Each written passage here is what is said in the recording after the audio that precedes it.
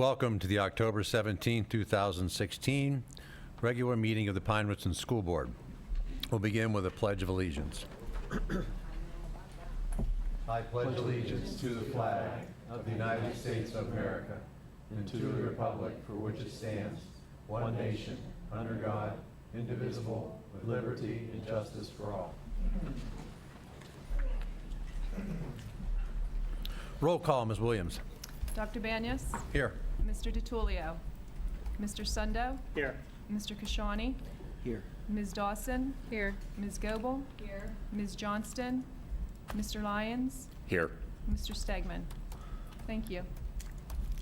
Thank you. A brief president's statement. The board met in executive session prior to the regular meeting to discuss a legal matter. Item 1.02, correspondence. Ms. Williams. Lisa Coddington emailed the board regarding resolution number 2, and Ms. Jara Kashani emailed the board regarding food services. Thank you, Ms. Williams. Item 1.03, student recognition. Ms. Hathorn. Thank you. The National Merit Scholarship Corporation is naming 12 students as commended in their 2019 program, or 2017 program. They include seniors Juliana Aviolo, Arushi Bandy, Bailey Kaur, Matthew D., Andrew Gaffey, Adam Heater, Amanda Labuda, John Michael, Alec Mucknock, Joseph Mullen, Julia Solomon, and Caitlin Will. Earlier, you'll recall, we also mentioned that we had some semifinalists in the program. The commended students are the ones that placed in the top 5% of more than 1.6 million students who entered the competition. The seniors that were named semifinalists include Richard Kwan, Joshua Pantanowitz, Kendall Palmerloo, and they're among 16,000 of the top 50,000 high scores in the nation. So congratulations to those students. Semifinalists can move on to finalist status. Also, Pine-Richalnd High School is recognizing 4 graduates being named to the 2016 National Advanced Placement Scholar Honor Roll, and they include 2000 graduate Nathan Carnevale, Benjamin Harris, Hannah Reiling, and Monica Shope, and they were added to the roster this past month. These students earned an average score of at least 4 on all the AP exams and scores of 4 or higher on 8 or more AP exams, so that's quite an accomplishment. Also, sophomore Lauren Freivogel, we're hearing more about her, placed 3rd out of 30 competitors and received the bronze medal at the WPIAL Girls Individual Championships at Treesdale. She shot a 78 and was 3 strokes off the winning scores. The top 7 players will advance the PIA West Individual Regional Tournament on October 17th, so good luck to her and the rest of the crew. Also, alumni and staff and community members converged on campus for Homecoming 2016. If you had a chance to go, it was a night in New Orleans, this year's theme. Congratulations to the court made up of seniors Grace Antal, who was named 2nd runner-up, also Allison DeMarco, Juliet Ivanko, Mia Fitzgerald, Emily Gerst, Lauren Hampson, who was crowned queen, Abigail Hinson, Savannah Knoll, Kylie Shebeck, also named 1st runner-up, and Peyton Steinkirchner. Congratulations to the seniors, and also it was a wonderful weekend if you had a chance to come on to campus, and we also won, so congratulations to the team. Also, the Pine-Richalnd High School International Thespian Society is presenting The Hobbit at Pine-Richalnd High School, and there will be a special senior citizen showing on November 17th at 4 p.m. The play will also be performed at 7 p.m. on November 18th and 19th, and 1 p.m. on the 19th. So please visit pinerichland.org/high school play for updated ticket information. Also, a note about Election Day traffic. We would like to remind voters in Pine Township, District 1, 2, and 3 to take it extra slow as they converge up on the campus to vote from 7 a.m. until 8 p.m. on November 8th. Voters should use the Logan Road entrance and make their way to the stadium and exit onto Warrendale Road. There will be signs posted. Also, it would be ideal to avoid campus between 7 a.m. and 7:45 a.m. and 2 and 2:45 p.m. since that is our arrival and dismissal time, so it may be a busy election time. Thank you. Thank you, Ms. Hathorn. I sometimes wonder why you don't run out of breath every meeting with all these accomplishments of our students and staff. Item 1.04, it is time for our first recognition of visitors. If anybody wishes to approach the board, please do so.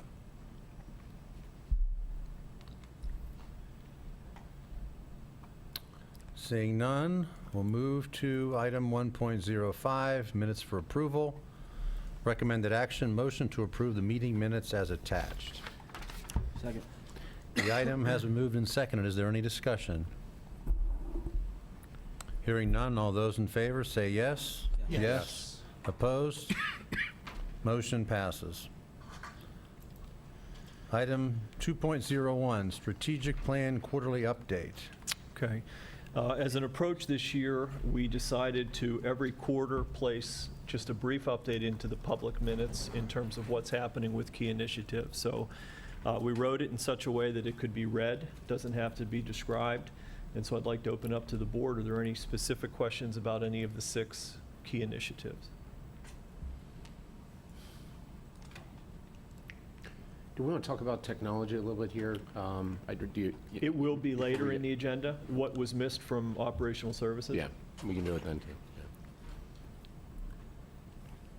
Yeah. Okay, and again, we want to keep these are the areas that we are staying very focused on. There are a number of initiatives, and in fact, we'll segue into 2.02. This also is a part of the strategic plan, but not an item that we had elevated to that level of really keeping in front of ourselves as a key initiative. Important, but not at that same level as the 6 we just saw. So for this item, again, the primary purpose here is to gain consensus around the type of information we gather, evaluate, monitor over time related to co- and extracurricular programming. As the board certainly has expressed since I've been here for 3.25 years, we value the many opportunities students have to participate. We have even added opportunities in recent months, whether it was an additional team or it might have been an additional supplemental around the middle school musical or something along those lines. And what we know, though, is that there are times when financial challenges and other issues that are facing the district, when it becomes important to really be aware of the value of opportunities that are out there.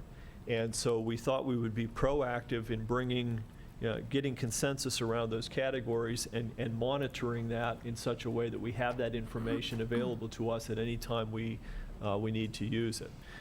So the crux of this spreadsheet is built from a required report that connects to athletics.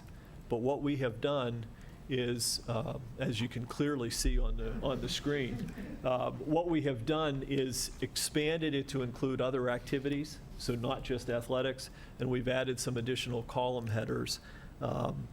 And you have that on your computer.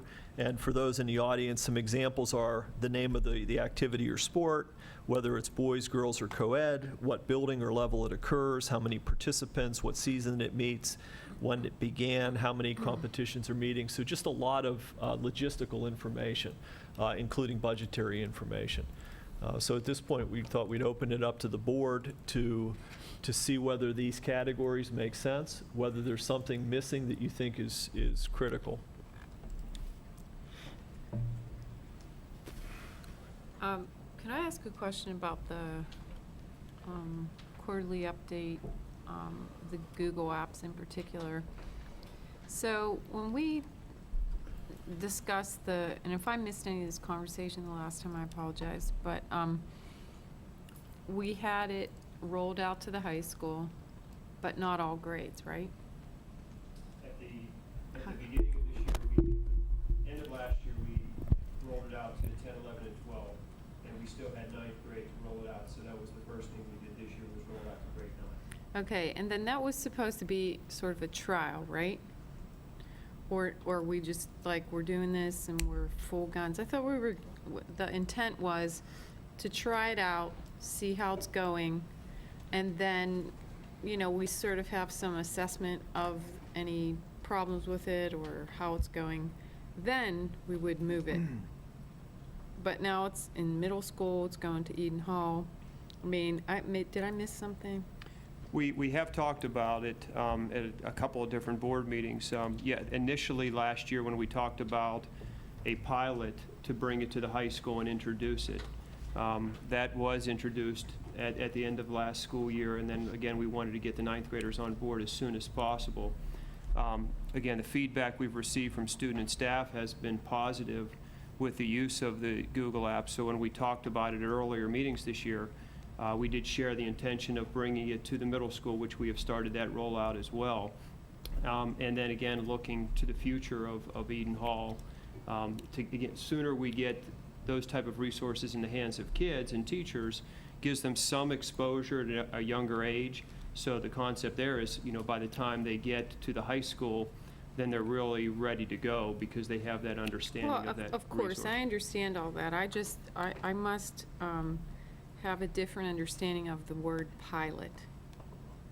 Pilot implies to me that there is some basis for piloting something with the notion that you will be collecting data on its success or failure or need for improvement. So, I mean, in a matter of 2 months, the pilot is, not even 2 months, is smashingly great, I guess. I mean, how do you pilot something for that short of a period of time? It's like piloting a new surgical device for an hour. I don't know. I'm just confused. Yeah, again, that's what I just explained is kind of how we were thinking is, get it, the pilot was the rollout process, the orientation process, getting it in the hands of kids and teachers to use and get feedback from them, and then look for the opportunity to expand that. And again, that's where we are right now. So the use of the term pilot is just a semantical fault of my own for not understanding, I guess. Well, I think part of it is, we've had other conversations with the board around this as well, to share the plan to move it to the middle school and to provide that orientation for the kids there as well. So we've talked about that and didn't receive any pushback in terms of a concern to continue to move that forward. I'm sure you heard it from me. Well, in Because I terms of didn't moving even- to 7th and 8th grade, we did not. I guess what I'm pointing out is, I didn't realize it was a train that left the station and was going at such a locomotive speed. So I'm not, I need to go back and look up the word pilot. I'm confused, but. Teresa, I hear you. I think from it was the rollout that was piloted to a certain extent. There was some language around that about how well this is. The rollout for these things can be a critical logistical challenge. So I did take it in that sense of how are we going to roll this out, kids' IDs, what it looks like, and those logistics was as important as getting this tool in kids' hands. And so that was part of what was tested. And if it rolled out okay, now we know how to roll this out. That's one part. But maybe more to your point, I certainly would encourage us to think about, and we may want to talk about it a little bit further in technology, talk about how we would like the district to measure its success in implementation. So certainly, yeah, it is being, and I am comfortable with it being rolled out as it is, but I absolutely agree that it would be right and appropriate this time for us to talk about how we're going to measure its success or not in a broader I sense. appreciate you, coming alongside my thought there to help me clarify what I'm thinking, because a logistical pilot is a logistical pilot. However, an implementation of a new technology that requires a student to operate in a new way and a teacher to operate in perhaps a preferred way, perhaps not a preferred way. There needs to be some measure of feedback that we can anticipate. You know, on a high school level, you can get feedback from students quite readily. They'll talk to you. So we should get into that first before we keep shoving it down to elementary kids that are just like doing what they're told for the most part. So in my opinion, I think we need some savvy high schoolers to give us some feedback on what they think about it. Do they feel like it's being justly used? Do they get proper feedback? It is a very collaborative environment, and there are pros and cons to it. There's pros and cons to it from a student perspective. Do the pros outweigh the cons or vice versa? I don't know, because we were piloting logistics, which I would have been more understanding of had I known that we were just piloting logistics. So thank you for suggesting that we do that. I agree. So, are we still in pilot mode? Well, again, in terms of rolling it out and getting it into the hands of students, we've completed that at the high school, and now the students at the middle school are receiving an orientation. There's no expectation in terms of usage. You know, we want, our staff has had the opportunity over the last couple of years to understand the platform. So that's a benefit when the teachers understand the platform. What they're doing now is finding the place for that resource like any other resource within the curriculum. So again, not a requirement to use it, but an opportunity to have another kind of tool in their tool belt as they interact with kids in different learning activities. So I would interpret that as yes, and it's quite common to segment your audience for a pilot. And I would there's logic to say high schoolers are a different audience than middle schoolers, who are a different audience than elementary school students. So I'm just trying to maybe to offer some just a suggestion that we're still operating within a pilot concept, but we're just now taking it to different audiences, which is cool with me. I mean, personally, that makes sense.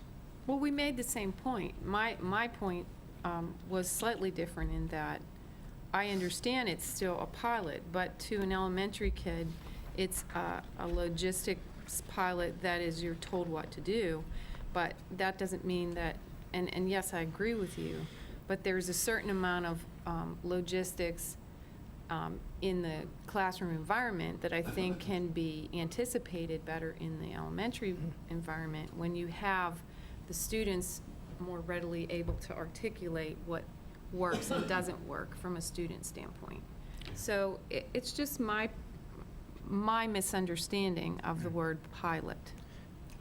If I may, when we had discussed this, when it was added for an information item in September with the middle school being oriented, the word pilot was dropped as a progression of the high school students had great success. We received a lot of direct feedback from the teachers and students, informally in discussion and through monitoring use.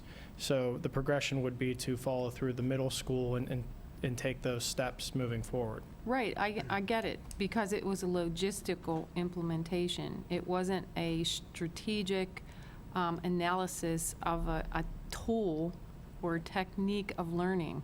Mm-hmm. So I get the logistics part, but the higher level thought process of how effective, ineffective, useful, or frustrating, or everything's cool, that's the part that I'm struggling with understanding. We're just going to rapid fire it down. Yeah, I agree with we have talked often, we have building level technology coaches. This is one of the pieces that we need to collect information on, not just in terms of, again, use, success. What are examples, specific examples? We have many of them at the high school about how teachers are utilizing Google Docs or some Google platform to support learning in their classroom. So I think that's the feedback that Mr. Stovener's talking about. When I look at this, another example that's listed in the paragraph is interactive display boards. We rolled those out to a number of schools, And the feedback we've received has been excellent from the staff. But again, to measure the manner in which that's been using and to ensure that that investment's worth the Right. investment Yes. are steps that we need to take. So I think Mr. Stobiner's having those conversations with building level tech coaches, and I think we can continue to bring that back to the board. What I'm hoping is, we've been trying to move in a direction away from theory to actual practical, rich examples. So we'll bring some of those real things back to the board and share how it's being used. Because again, our feedback, and for me, it's anecdotally, but the feedback has been very positive. Thank you. So, anything else on that? So the spreadsheet, Yes. and maybe football's unique, but with this capture, so where would this capture, there's a, football's an all-year-round sport. So to identify it as a fall sport, really, I mean, the team does stuff beginning of the new year, through the spring, through the summer. I don't know if there's a hard cost to the district or if the football touchdown club picks most of that up or not. But I just wonder how much expense outside what we would call season, where'd that be captured, and is there any other sport that would have an expense like that? So again, I said the crux of this is actually a required reporting that goes to the state relative to Title IX. And in that report, you actually report amount of revenue brought in by boosters. Correct me if I'm wrong, Mrs. Kirk. So that's not in this sheet, because our focus on this was the cost specifically to the district. So our intention would not be to identify, does booster group A bring in this that helps support something? We were looking specifically at the cost to the district in personnel and equipment, et cetera. So then is it fair to say that outside of the regular seasons for each of our sports, there would not be a cost to the district? Yeah, I would say that's correct. I mean, we would give a sport or activity facility space without charge, so I mean, they're utilizing obviously the spaces that we have, but we wouldn't, but there's no other cost to us. Okay. I can say too, depending on some of the timing for some of our sports. So for instance, with a fall sport like football, if there are certain years where in the past, if we were purchasing jerseys, if there was a specific type of screen printing or something that would take a long period of time for that to come in from the vendor, oftentimes we would place that order in the spring in order to have delivery prior to the start of the season, and their season does start basically like in August. So I can say that in terms of timing of purchases, oftentimes if we're looking at uniforms or a specific purchase of even equipment or something that would require a long lead time from the vendor, there are times where purchases or repairs are made outside of the season in preparation for the next upcoming season, if that makes some sense. Typically what we do is the payment in a fiscal year is dependent upon the delivery, not necessarily on the time of the order. But there are some times where if you are doing something custom, or even if it makes more sense to purchase something on an off-season at a lesser price. I know we've done that in the past. I think it may have been with cross-country or track. There have been times where the vendor will offer discounted price if we know that it's been on the horizon of something that needs replaced, that we're able to actually get a discounted price if we buy it off-season. So there are some times that we do that. In terms of this type of reporting, it would include an entire fiscal year. So we would indicate in there what the main season would be and the number of competitions and those types of things. We'd be looking at fiscal year costs because that's really what the athletic department is reporting in the Title IX report. So it would all be captured in there. It just might be that there might be some timing issues in terms of a purchase one fiscal year versus the next. Okay, so for example, if there is a cost to the district of, say, a 4-day passing camp at West Virginia University, which would include busing, cost to participate, cost for lodging, whatever, that would be in this spreadsheet somewhere. Only if those costs were incurred by the district and not by a booster group. Right, in which they typically would not be. Typically, those types of off-season camps and the like are either through boosters or individually paid by parents or whatever that situation may be. but That's that what I would not- recall. I just want to be Yeah, sure this it would. it wouldn't typically be reflective of a district expense, Correct. generally Correct. speaking. Okay, Correct. thank you. I have 2 points. One, how good do we think our booster group numbers are that aren't on here but are on the Title IX reporting? And can we include them? I mean, I certainly would like to see them. The booster groups are given status by the board based on our policy. It's a measure of how much the community is expending as a whole. We would need to follow up with the athletic department of the source documents that they use to complete the report. I would- Because I can't necessarily say what I would they're- very much what like they're to see using. them. Okay. And the other avenue of that is, as you indicated, we do approve those booster organizations as approved organizations under policy, under our policy. And ultimately, as part of that, they are to provide an annual accounting to the district of their budgets and revenues and whatnot. So a lot of that's held at the building, a lot of that's held in athletics. I mean, we'd have to pull all that stuff together. But I will say, for instance, in the groups associated with PRUBO, the Pine-Richland Unified Booster Organization, because they are all obviously an umbrella 501c3, their auditing and their taxing is pretty stringent for the most part to be able to maintain as part of that group. So it is data, and again, knowing that Josh puts that together in the athletic department for the Title IX report, it's stuff that we could get our hands on, I would assume. And some of our groups won't have it, obviously. There's a lot of little clubs and activities where that just won't exist. Which is fine. Fine. Yeah, that probably rounds to zero. The only other thing that occurs to me, and I don't know if there's really a solution, but I want to throw it out now instead of getting the point where things are filled in, and that is the caveat that without an adjustment for the types of facilities use that's occurring, it's hard to look at this. So you could have very equivalent metrics across the board, but if your facilities that you're using are the stadium at night versus a grass field during the day, there's a big difference, right? The capitalized cost of my stadium is very expensive.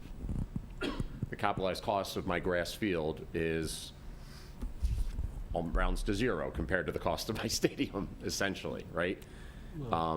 So I have a hard, I just want to say that this, you see what I'm saying, Dr. Maurer? Well, I sort of do. I guess I don't want to get stuck in the weeds. I don't want to get stuck in the weeds either, but I so- don't know if it would capture, when you get to the end of this column here, you haven't captured the resources that I give to certain programs. So, because yeah, I understand. You're not capturing even close, because some groups need how much is my stadium?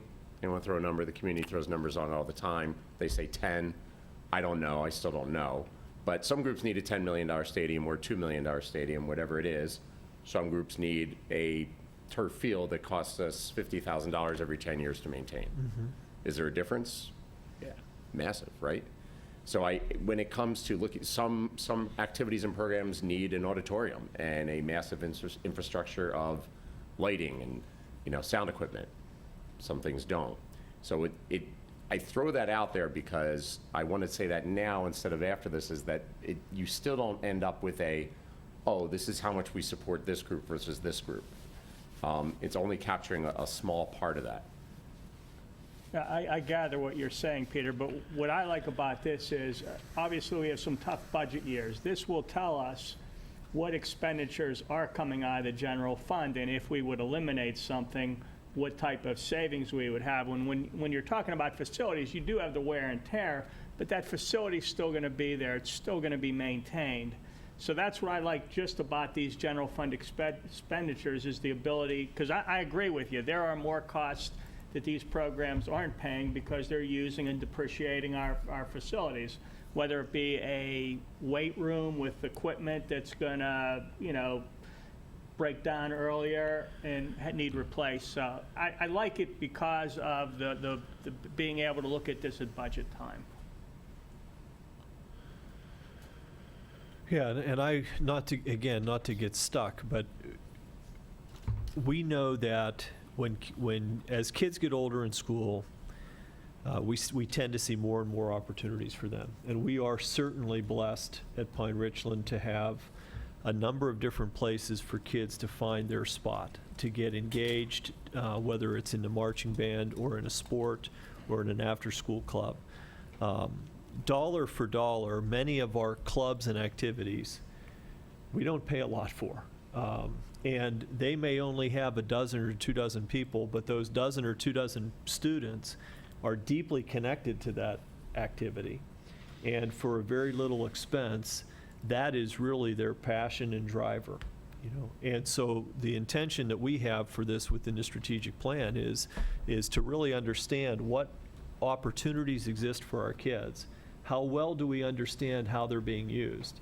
There was an example, one of the groups at the high school that has gained popularity, and again, correct me if I miss any of this, is peer-to-peer. But peer-to-peer was sort of an old club or activity that gradually shifted in its focus to be really students helping enhance the climate of the high school and culture of the high school. So we took, you know, X dollars from this supplemental and sort of shifted the title but kept the dollars, and it's finding traction in the school. So I don't know if that answers you.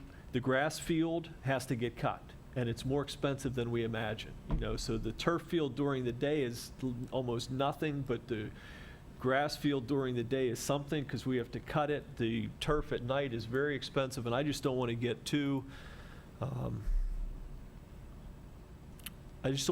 lost, you know.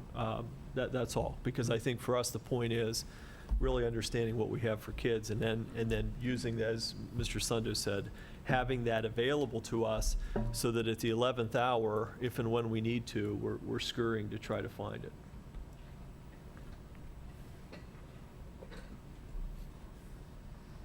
So we've added booster, if appropriate, booster revenue.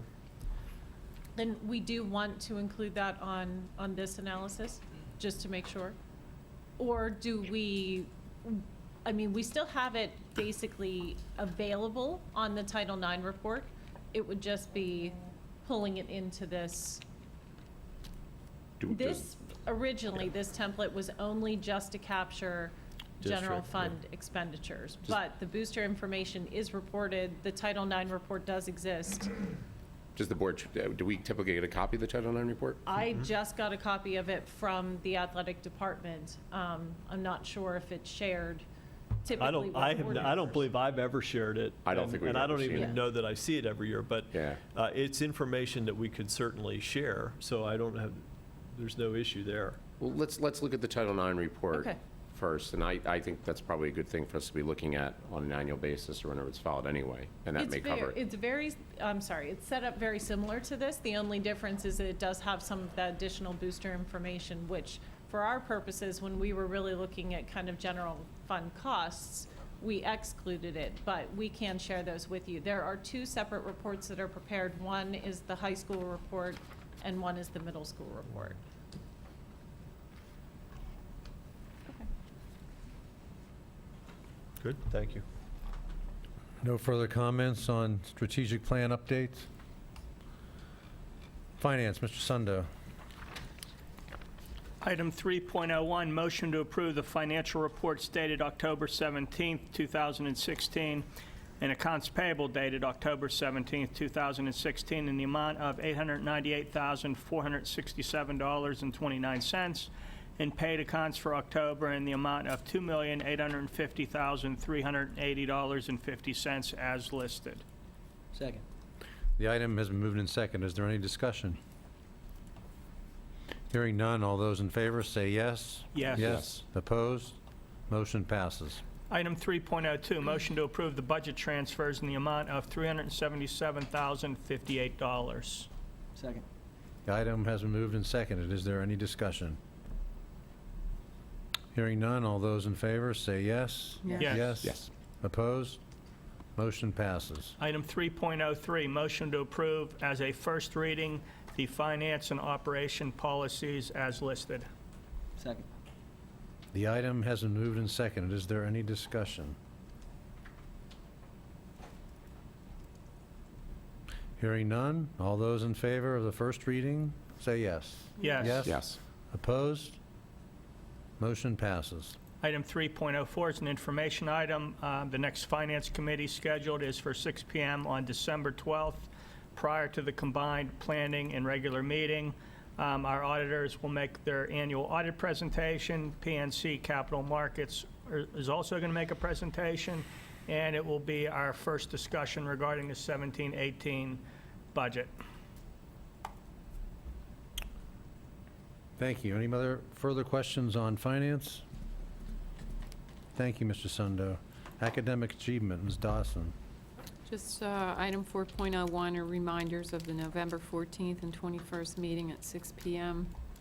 To discuss topics as listed. And if there's any additional information, please feel free to share.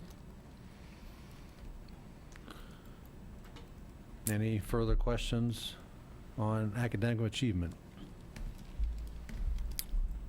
I will take, in Mr. DiTullio's absence, I'll take buildings and grounds. This is an information item, 5.01. District administration is continuing to refine the capital funding plan, shifting from 5 to 10-year outlook. And information from athletic facilities study and technology departments will be included. Any further input? No, I've shared some in my updates to the board, so again, there's several different components of this. The most significant is Mr. Zhang going basically through all of our buildings in the stadium. He's completed almost all of that work. That was in our strategic update earlier. We're also refining the athletic facilities component and technology updates. That covers most of it. Any comments, questions on the capital funding plan?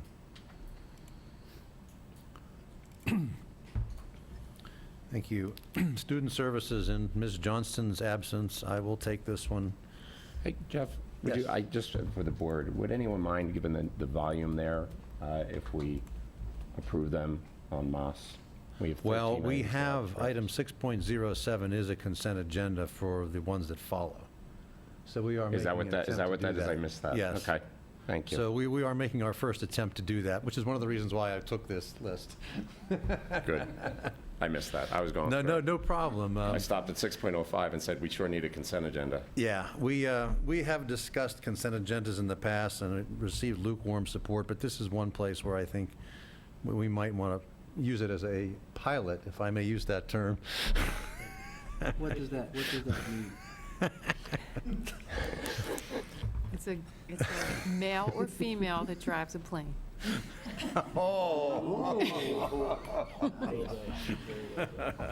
Do not impute those motives to my discussion, please. Item 6.01, PRHS mock trial trip to Harrisburg.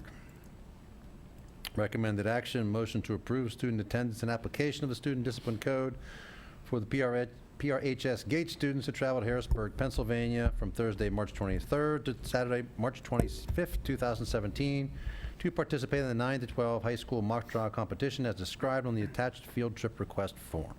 Second. The item has been moved and seconded. Is there any discussion? Hearing none, all those in favor say yes. Yes. Yes, opposed? Motion passes. Item 6.02, girls basketball boosters donation.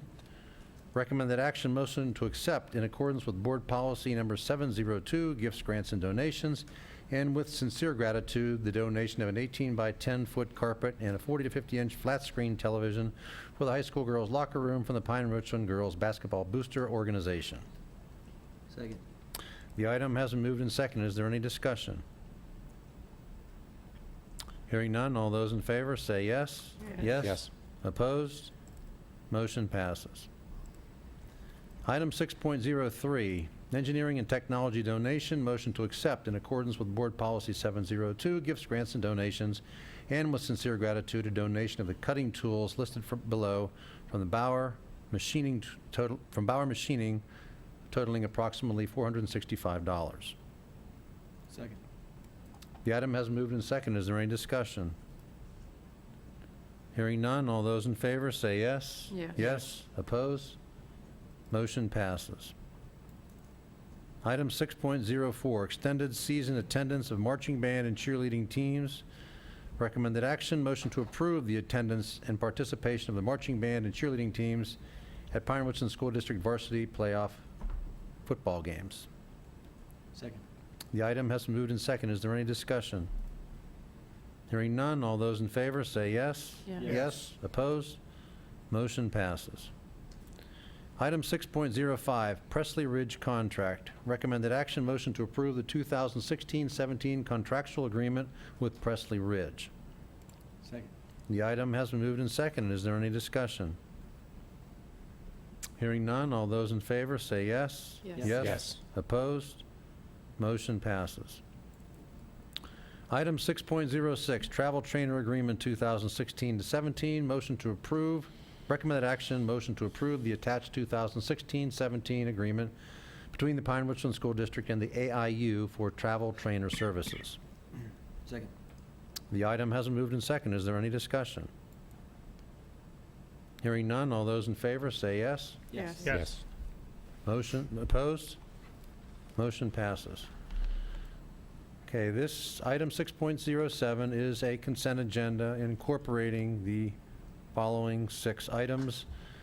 Student Services Combined Athletic Trips Joint Motion. Recommended action, motion to approve Girls Golf Western Regionals, Girls Golf PIAA Championships, Boys Golf Western Regionals, Boys Golf PIAA Championships, Boys Cross Country PIAA Championships, Girls Cross Country PIAA Championships as presented. Second. The item has been moved and seconded. Is there any discussion? Hearing none, all those in favor of consent agenda 6.07, please say yes. Yes. Yes. Opposed? Motion passes. Successful pilot. Roll it out widely, Jeff.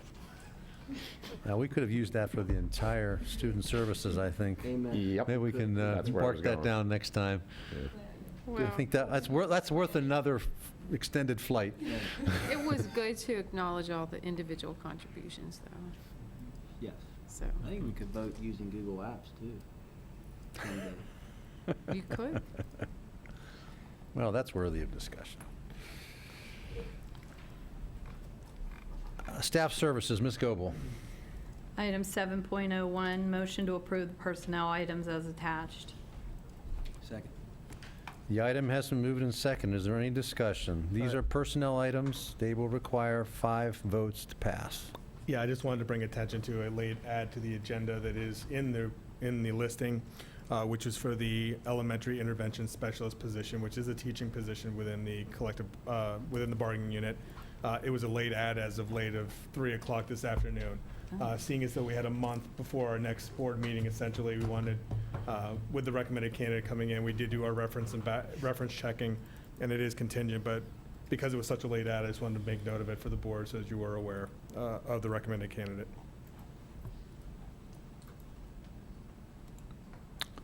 Is there any further discussion on item 7.01? Hearing none, all those in favor say yes. Yes. Yes? Yes. Opposed? Motion passes. Item 7.02, NSTA conference, motion to approve the staff attendance and application of Lori Jones, 7th grade science teacher, to attend the National Science Teachers Association Conference from Thursday, December 1st to Friday, December 2nd, 2016.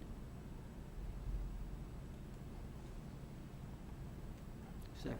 The item has been moved and seconded. Is there any discussion?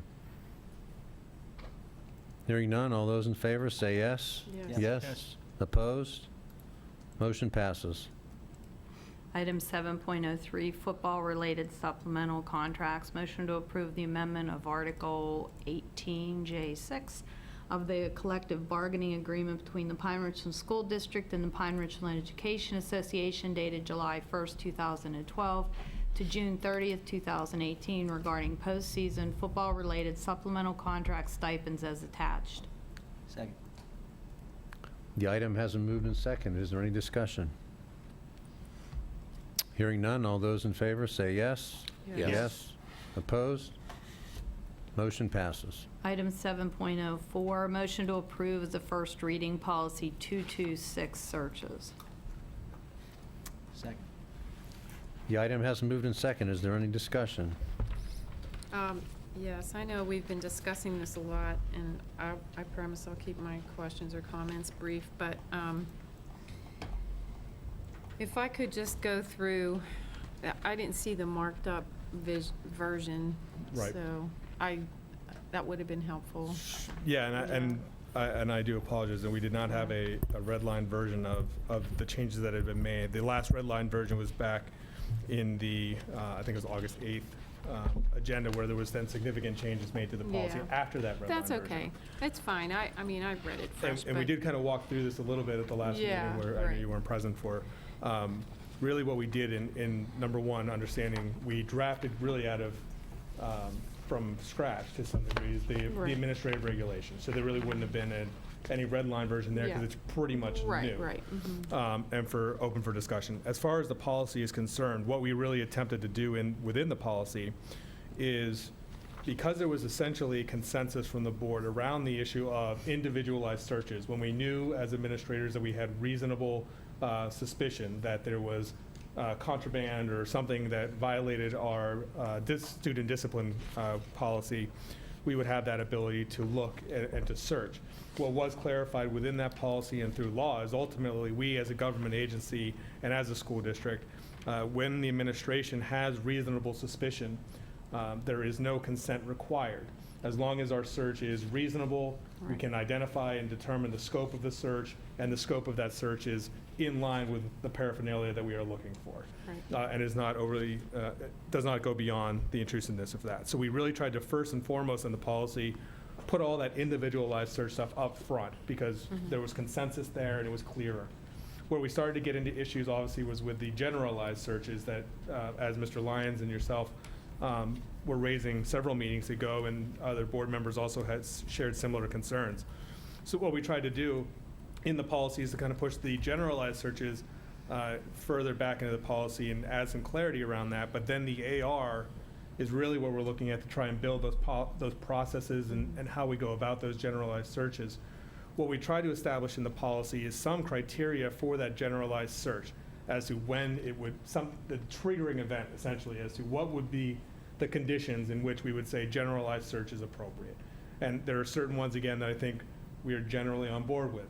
You know, if there's a bomb threat, Right. you know, we're going to do a generalized search with students the next morning walking into the building. If we were on social media, for instance, and we were getting numerous reports at a football game or some other public event, the student bodies were going to arranging for, fights or other things that might occur. We might do some generalized search at the gate, to make sure that nobody's bringing weapons or anything else into the gate. So those types of things are out there. And really where we still then came back to the issue of when would we potentially as a district move to the use of a generalized search from a dog, using dogs and the drug sniff throughout the lockers, as it were. And I know Mr. Lyons had raised some issues about that still, about the standard and what is the triggering event for when we would actually use that generalized search. We did not change anything from the last time that we had brought this forward or at the last meeting. I think primarily because number one, when we had that discussion at the last meeting, the issue was we wanted to discuss it more here at this meeting with the board to get some additional feedback if it's there. And also just to get a little bit more clarity around those potential triggering events. Is the whole board in consensus about that? Or is it as written, meaning essentially multiple sources of independent and valid information coming to administration, which could potentially trigger that? And so that's kind of where we were really as far as the conversation around the policy. Right, and I appreciate you reiterating that. Okay. So I just would like to go through, like, page by page, sort of the questions or comments I had, if you don't mind. Sure. So on page 1, when it says scope and extent of searches must be reasonable, although similar to the word pilot, reasonable is like, what is that?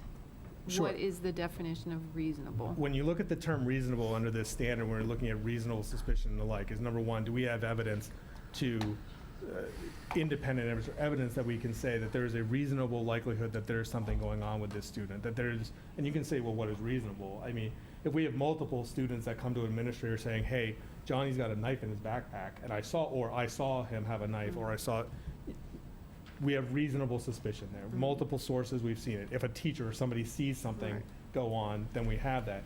As to the scope of this search, administration has to be able to articulate what it is we're looking for, what it is we believe the infraction is. And then our search has to be within the scope of reasonableness. If, and it's hard, I'm trying to think of it. I would say an unreasonable search would be examples that happen in schools where they're looking for cigarettes and the administration does a strip search. Right. Right. So that would be unreasonable. Right, okay, so I mean, obviously, that to us would make sense, but, to somebody that maybe isn't reasonable, it wouldn't, maybe. So then I would skip to page 4. Okay. At the top where, and then I'm gonna skip back, but prior to an individual locker search or inspection where reasonably possible, I have trouble with all this wording. The student to whom the locker is assigned shall be notified and be given a reasonable opportunity to be present. And this, I question so many humans' ability to be reasonable. Okay. However, when there is a reasonable suspicion, there it goes again, that a locker contains material which poses a threat to the health, welfare, and safety.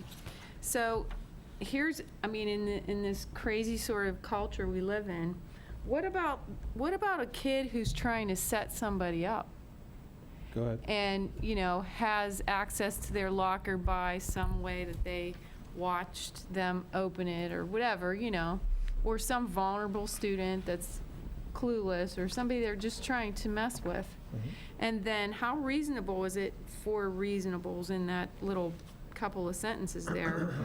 What do we do with that? Okay, so I think the scenario that you're putting out there is actually an independent potential for discipline for that student who is, as you say, messing with the person or trying to set them up. Yeah, but what if you got a lead on something that's reasonable 4 times in one couple of sentences, and then that kid is reasonably not there to say, what are you doing? What are you talking about? I think first of all, I think the second sentence is informative of the first sentence, whereby the issue of the student not being present in the locker is a situation where there's a threat to the health, safety, and welfare of the student body.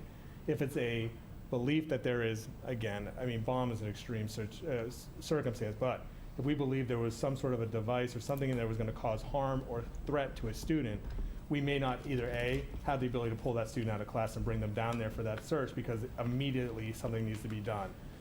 It could be that the student's locker at the high school, we receive information about it. The student's currently at Beatty, attending classes. We can't necessarily go to Beatty, pull the kid in, bring them all the way back for a locker search if we think that there is a cause for that search.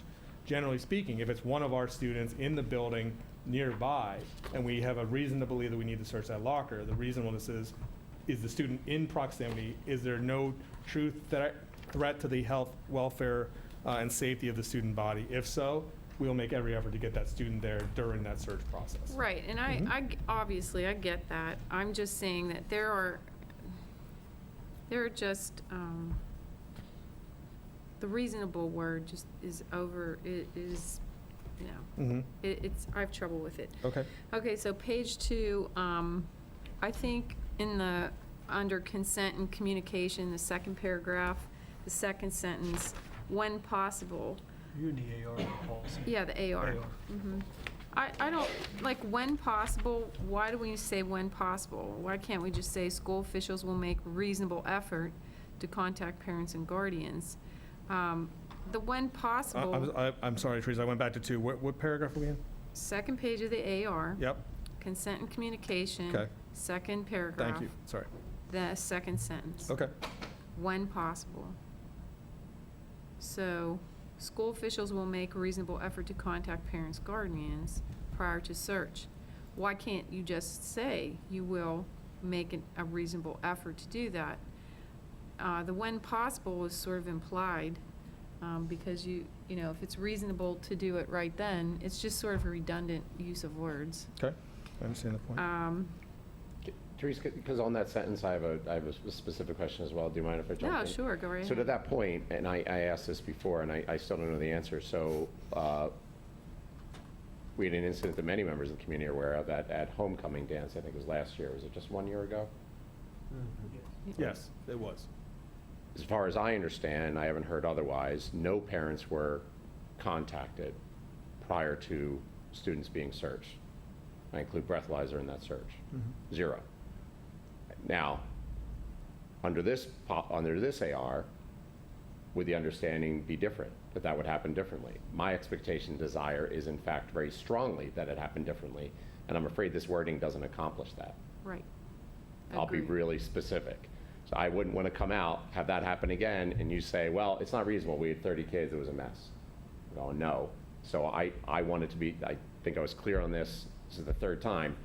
I don't like it, it's not clear enough. It's, you can drive a truck through it. And we know what happened. I have a problem with what happened. I've gotten community feedback, there's a problem with how that happened, and I think we can do better. I think we can fix it. So I want to be able to say that I've done everything I can, and if the board disagrees, I get it, but I don't disagree. I agree with you. I think it should say, school officials will make an effort, not reasonable effort. I have a lot of trouble with the word reasonable. I really do. Because what's reasonable at the time is so subjective. And I get why you put it in there, but but at the same time, my expectation is what you just said. I think nowadays, we have a cell phone for, I think, virtually, we have a cell phone for every parent of every child in the school district. And I just want to convey my expectation of what's reasonable is that unless somebody's on fire, you darn well ought to be able to stop and text or call a parent. If they don't answer and sort of say, look, I called the parent, Right. they didn't pick up, we left a voicemail, I get that. But given how little it should take to be able to contact the parent in this day and age, Because not- that's inherently reasonable, and you don't need to point it out as being reasonable because you're making an effort to contact a parent. just say you should, an effort should be made to contact the parent, Right. period. I don't want to give somebody an out and say, Right. I agree. Sounds like we need to define the word reasonable. No, are you being To serious? make I'm an being effort serious. is No, actually I am weaker being than a serious. reasonable effort, though, isn't it? To make any effort at all is actually weaker than a reasonable effort. Well, what it says is, yeah, I guess you could go to when possible is the clause that's problematic. Well, no, I am serious about that, Therese. I mean, in an insurance policy, they actually, one of the first sections is a definition section where it defines terms that are used in the policy and they do that for a reason, actually, because it Yeah. is to eliminate any subjectivity in interpretation. So it's a good point. We might want to add a definition section. We had a definition of reasonable suspicion, I think, in one of our first versions, and had pulled that back, so we can definitely revisit that and bring that forward. That was reasonable. Yeah, suspicion. I'm hearing two different Yeah, words. that's I a agree. specific, I agree. Yeah. that's not the question at hand. The question is finding that word somewhere else within the text. Yeah. Right. So, yeah, again, the It's feedback tough. is beneficial. Yeah, it We'll is, continue to refine and revise. Right.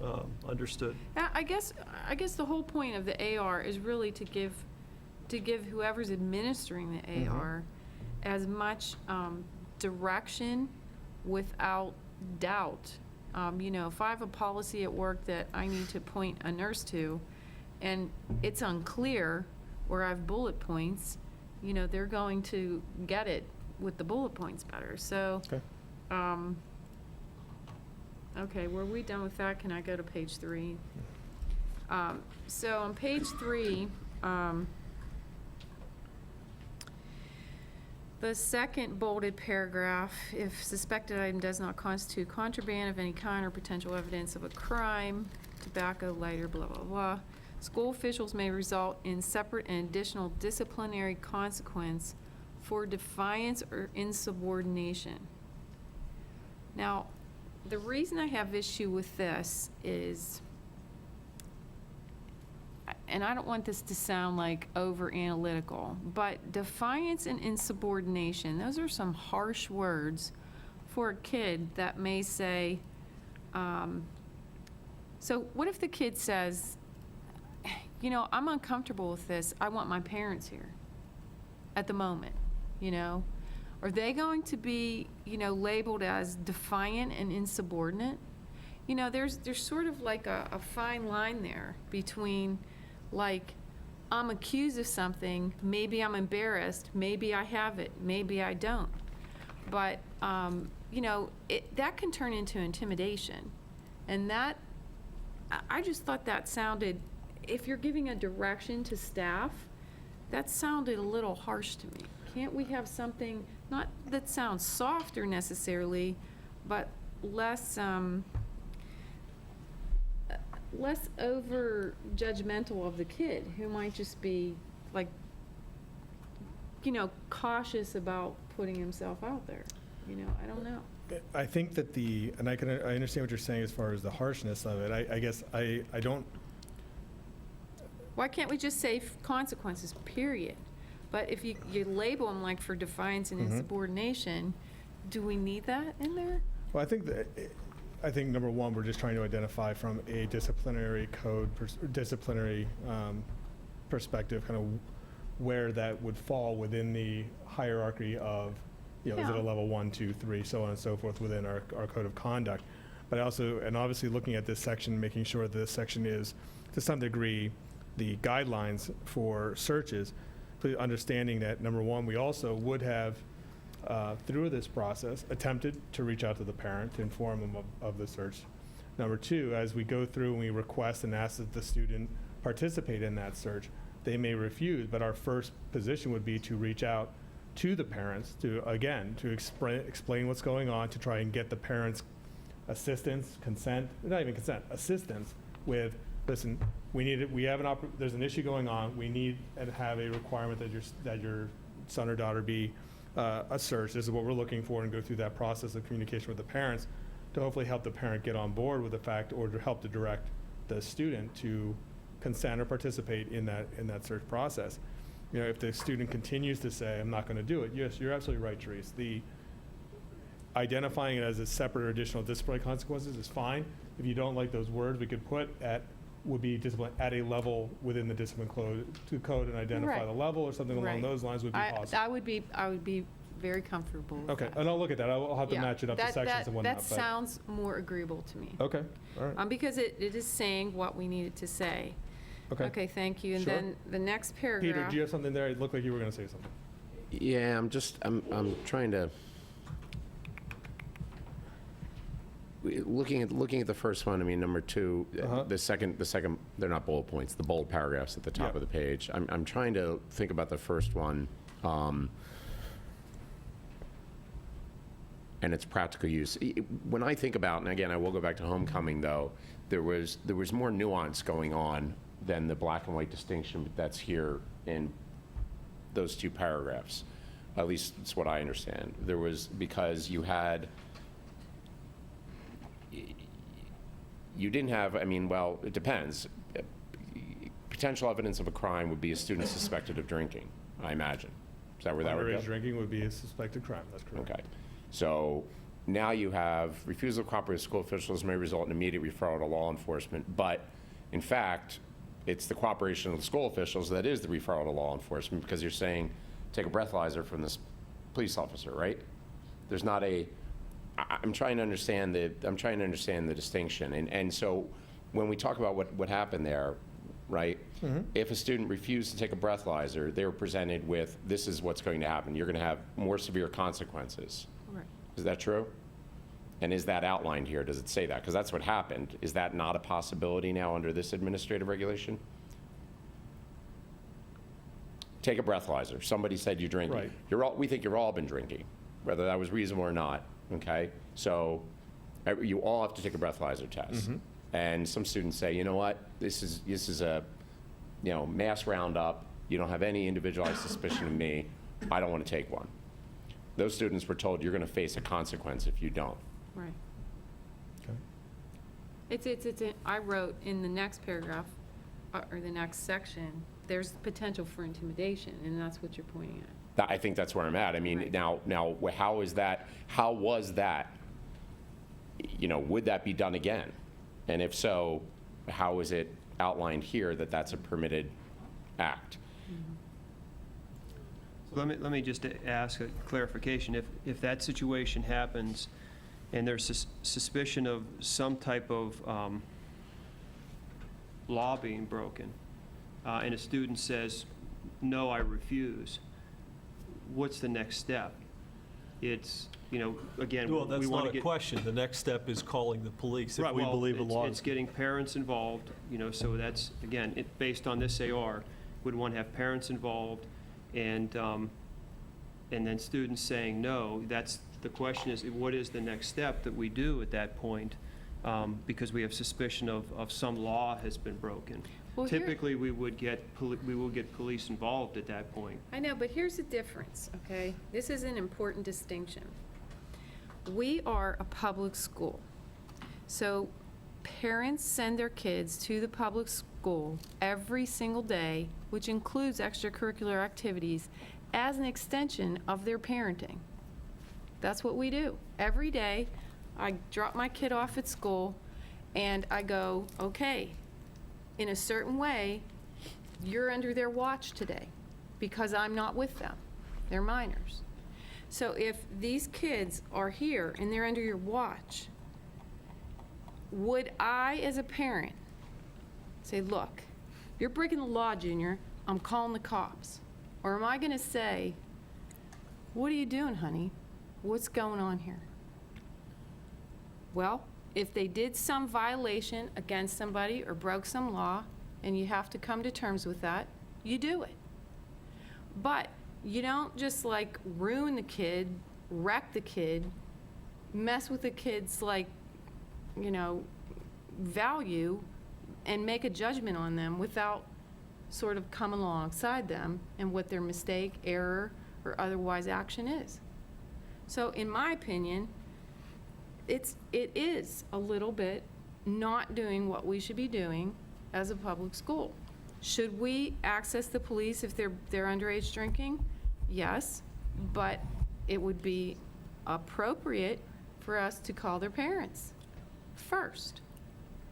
I don't think we're disagreeing with that. Yeah, point. we agree. I don't agree, I think we agree with you. But what you're saying, if I'm correct, is how will this ensure that that happens if it's not spelled out like that? Yeah, I mean, I guess what's weird to me is if suspected item may constitute contraband of any kind, and so in this case, we're saying, your evidence of drinking, there's this idea, so where did this idea that there's additional consequences if you don't agree to this search, where did that come in? Right. And where is it not permitted now? It still is. I mean, what's odd about it is you already had the suspicion, so the kid already should have been referred to law enforcement. There was no discretion under this AR. There is no discretion. There's no conversation about your cooperation or not. This just says there's suspicion of illegal contraband. You're referred to law enforcement. So We're out. what I would say There's is- also no Sorry, Peter. opportunity for escalation. There's no, you're going to face a graver consequence. I understand there were threats made. Would that happen again? I mean, by threats of consequence, right? Additional discipline or consequence. Is what I'm talking about. In the text of this, then, if I, as I were to look at this, I would take that look at the second bolded paragraph, where we just talked about failure to cooperate may have additional disciplinary consequences at X level in this student conduct. I would personally, potentially, move that clause to the first paragraph as well, to say that if there are evidence of a crime, refusal to cooperate with schools may result in immediate referral to law enforcement and may constitute additional discipline under the disciplinary code at whatever level. Because I think it's one and the same in those two paragraphs. If we're saying failure to cooperate with the investigation is a separate grounds for discipline, then it's a separate grounds for discipline whether it's a criminal offense or a non-criminal offense. Right. So if you were saying from a clarity perspective, if I were looking at that, I would take that clause out of the second bolded and add it to the first bolded, which then establishes if it goes to law enforcement, it goes to law enforcement, and they'll do with you whatever they need to do with you based on the laws. But understand, you've also not cooperated under the school district's operating procedures, so on and so forth, And regardless of what the police do, we independently could say, you're suspended for a day, or whatever the resultant disciplinary code discipline would call for. So that's how I would answer that question, if that is in fact answering your question. Well, here's what I wrote in my margin. What if student asks politely to have parents there, and what is the guarantee that they'll be there? There is no guarantee that the parent would be there. But if they ask, we would try to get the parent there. I Right. mean, Yeah, the that's- experience is in 90, most of the time, the kids are cooperative, and if they're not, when there's a call to the parents, the kids are cooperative. Well, that's what I'm saying, like, if it's not being uncooperative, if a kid is scared and doesn't want to expose themselves and says, No, we understand. can I call my mom? We understand. A lot of times, kids' first response will be no, when you just say, hey, take a minute, sit there. You do something at your desk, and you say, I know you're probably worried that you might be in trouble. We're looking for your cooperation. I mean, these are the conversations that principals should have, assistant principals should have. Understanding the mindset of an adolescent when they may be in trouble because they made a mistake. I know, but I know that, and I get that, but I would still feel better if the parent was called proactively first. We agree. We've indicated that in here. We agree. Well, here it seems disconnected because of the law and the defiance and insubordination. It feels like a potential opportunity to intimidate a kid if the wrong there are certain Yeah. people that won't say it like you just did. Understood. So I And think what that's- you did, that's I think part- what we would go back to there, Therese, is the language we just talked about, as you and Mr. Lyons indicated about the, make an attempt to contact the parents. That language can be connected into this as well, just to make sure it's reiterated as far as process. Yeah, understanding that the I would parents are like included. that. Okay, I understand. And then that goes into the next paragraph, and like I said, I'm sorry, I just, it isn't that many things, but I guess when you talk about them, it ends Sure. up being, but the bold sentence in the next section, but should not examine electronic content. I think should be shall, because should is like, maybe should not do that. Shall is a little stronger. It's fine. Yeah, that makes sense. And then I also wrote in my margin there is a opportunity there for also intimidation, like, let me see your phone, kid, kind of thing. Well, yeah, but I would say this, I mean, ultimately, we and the law is really cautious in this area, and we should be staying out of content on the phone Right. unless a student voluntarily provide, not at just. Yeah, well, that's my problem with But no, it. but let's say it's I'm the reporter. Let's say something, the reporter of the incident. Jane Doe just texted me the following, which I deem to be a threat. Yeah, And they come and say, here's my phone, here's right. the text. Yeah, I get That is a that. different scenario. That's a different scenario. Versus getting a student in the room and saying, Right. you have to show me your Yeah, phone. show me that thing. Like I said, the policy is clearly indicating it, as you indicate from a shall perspective. We're Right. saying they shall not examine the content. Right. Unless they're giving permission from the student, and I think the bottom line is that's ultimately on the students. But- Yeah, well, Unless given permission to search, Right? which, seems as easy as, can I see your phone, Jenny? Good to go, right? yeah. No, that's, But but that's, I mean, but this, Right, I don't, I had the same feeling. it's not you, Dr. Miller, or Owen, not or assuming. Dr. Pasquinelli. Right. It's whoever it is. It's whoever, who really Right. cannot be reasonably expected to take as much time as we have picking Exactly. apart these 5 pages either. That's my concern, is Right. that consent. I will be honest, I don't want my son ever giving consent to someone to search their electronic device unless I'm present.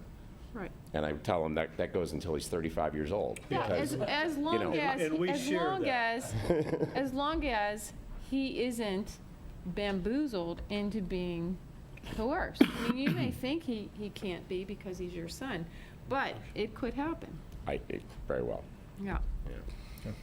So, okay, so moving on then to page 5. I just would prefer, maybe there, that really consent can only be granted to an administrator.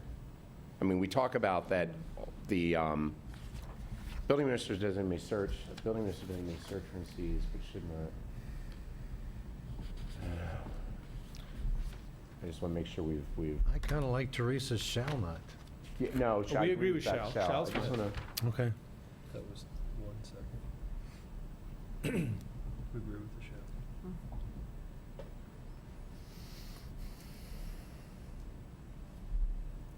okay. I'm good. Got Okay, Teresa. so on page 5, under event, the last sentence, when possible, the administration will inform parents. I don't like the when possible. I like the proactive, the administration will inform parents. If you attempt to inform them and cannot inform them, you know, different Okay. scenario. Let's look at that one just Yeah. for a second. You know, so I think the example that Mr. Kenny gave was, you know, it's 7 o'clock on a Friday night, and the buzz that's coming through the phones is that there's going to be an issue between A and B in a football stadium. There is no time. Right. There, I mean, but that's, I understand the other one possible, but there are times in the management of mass numbers of students when it just is not. It is an active, live thing with many moving parts. Yeah, and okay, I get it. the administrator fine. has to take. Okay. All right, then, the vehicles, sort of like, I don't know, 1, 2, 3, 4, 5 or 6 up from the bottom. However, when there is a reasonable suspicion that a vehicle contains materials which pose a threat, blah, blah, blah. Okay, so what if you enter that vehicle? I don't know how you do that. What do you do, jimmy the lock, or, well, I don't know, how do you do that? The police would do that. Okay, the police would do that, and then there's damage to the car. Well, they would get the student.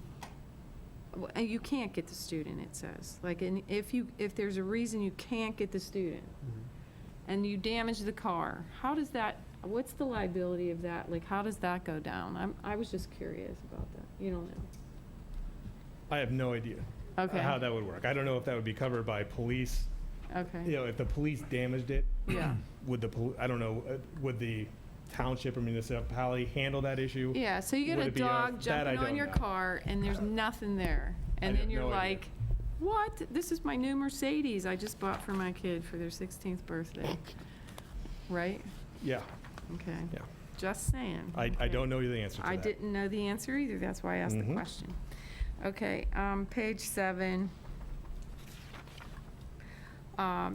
My question on the whole thing was, what happens to the student's reputation when it's false and they've been identified now? How do we go about fixing that? That's the only other question I have. Because that out of all of it, and again, I understand why we do all of it, but, you know, when you pull the kid, everybody knows, and now, whether the story ever comes out or not, you have a good kid, maybe even a straight A kid, but the doggies sniff their locker or their car, and they're like, man, now they have a reputation. And maybe they're like, you know, a don't pay attention to me type of person. And they're not inclined to say, I was wronged. Then what? What do you do with that? That's kind of messed up. Just asking. My perspective Yeah. is that in a search like that in a school, when the students understand when a dog gets on a locker, there are other lockers and kids that are going to be called down. I mean, we can communicate that. It's not a mystery. And I don't honestly believe that students who make good decisions 180 days of the year or listen and do all the things that we're describing, you know, if they get called out during a lockdown that occurred for a search, and they come back to class and say, yeah, it was somebody else, it wasn't me, I'm all good. My experience is that the kids say, yeah, and they move on and they don't think about it. My experience.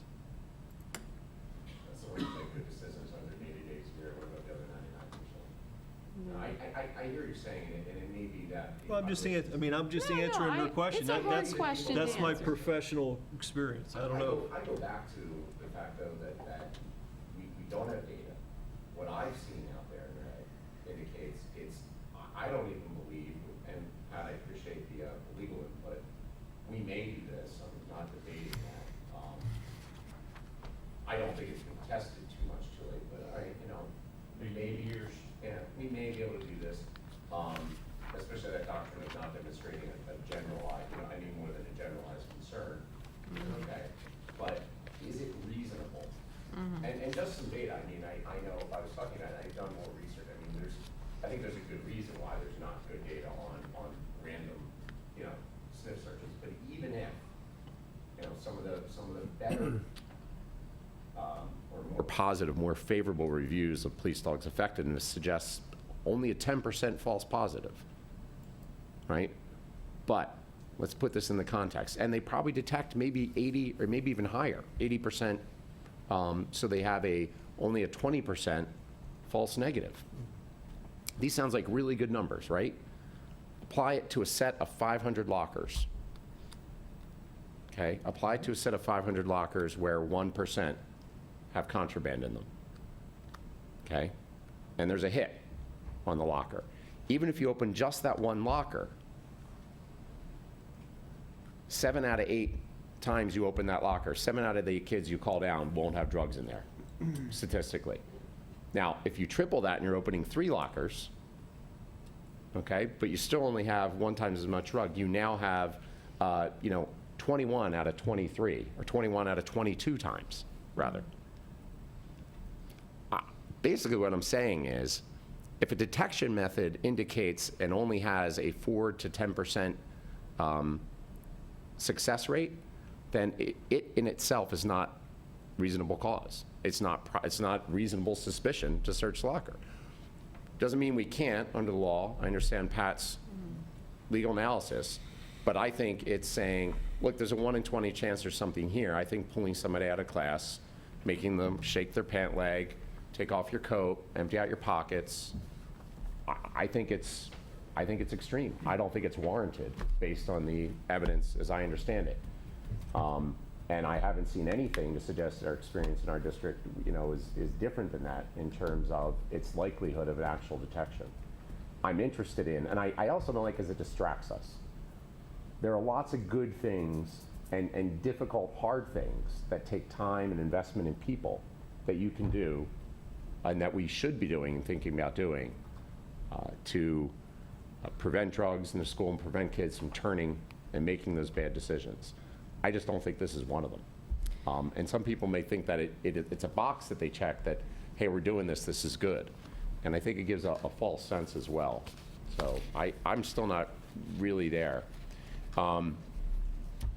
If the majority of the board is not with me yet on that, and we do want to go forward with continuing to authorize or giving the administration discretion, I understand that, but I would urge us and would like to hear other board members' discussion of the pulling the kids out of class, because I think in general, it's one of those things where I switch, right? You sort of say you want the child present, you want all that consent, but Let me tell you about the origin of that, is that when you go through the search and seizure rules and the reasonable suspicion stuff, nothing in the body of the case law is going to say that you have to have the student there before you can open this locker. That's in the Pennsylvania regulations for some reason, and the State Board of Education reg. It's not in the school code, it's not in the Constitution, it's not in the body of case law. But for some reason, when they wrote some state regulations around searches, they put this phraseology in that said, I can't quote it, but it's when it's possible that students should have the right to be present when their locker is searched. And I always scratched my lawyer head and said, that makes no sense at all. But is it legally binding, or is it one of those guidelines? No, it's in the regulation, but I think it's written in the subjunctive. It doesn't have the shall, and it has the kind of language that people would get disturbed So about. it's a guideline, sort of. I'll just actually look at it. Well, So that's significant. So to Peter's question, Yeah. what are you asking, just so I'm clear? well, I'm asking 2 things. One, I'm saying I don't know where everybody is, so I that's heard that. important, right? So I say, first of all, I'm still not. I'd like to hear other board members because I'm still not entirely happy with canine generalized Well, searches. I'm another board member, but maybe not the breadth of board members you want to hear from, but I actually was appreciative of what you said about the, you know, in your Kids. experience and how kids, and I think that's probably true. And so they all know the dogs are here, and they're dumb dogs or smart dogs, whatever dogs they are. And when they do make a hit and it discovers something, well, that's a good day, right? So that makes me, and you know, when they were at the middle school, and I was not a working mom at the time, and I'm driving past and I see the police canine dogs there, and I had to walk for some reason, and it freaked me out. But then, you know, I had a sense of sort of comfort with it in that, you know, well, that's a good, because it does give them a little thought of fly right, you know. And I think in that general sense of intimidation, it's not a bad thing. And if it is a false positive and it's dealt with, and actually what you said about the percentage, so that means, like, you know, if 23 kids are like falsely called down, well, yay, okay. But the one kid that got help, that's a good day. So I'm actually like okay with that part of it. I just wanted to, I guess, get a little deeper about like how that goes down. So that made me feel better, actually. Here's just to be clear about this. Regulation says that you have to adopt reasonable policies and procedures.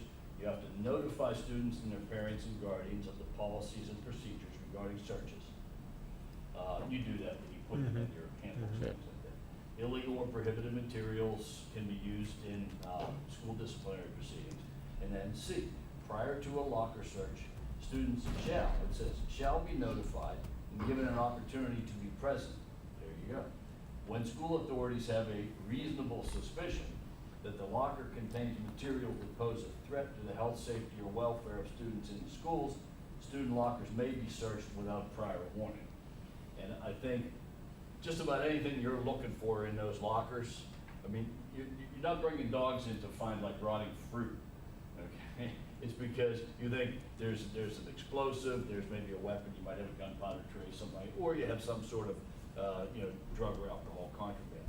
And I think any of those things that you're really looking at, you can make a very quick argument that those pose a threat to the health, safety, and welfare of the student body, and you don't really need the student to be there. That's the way I've always read it. First, was surprised that they added the requirement to bring that the kid has to be there. But I think all of my colleagues have taken a very broad view of you can go ahead and search without prior warning, or you know, without having the kid there. Yeah, but again, the reality of administrating a building is, if there's a hit on a locker, and when you get the student, you need their bag, you need everything that they've got, and you need all of that to be within the eyesight of the administrator the entire time. Because even if nothing is in a locker, it's possible that it's in the bag. If it's not in a bag, it's possible it's in the pockets.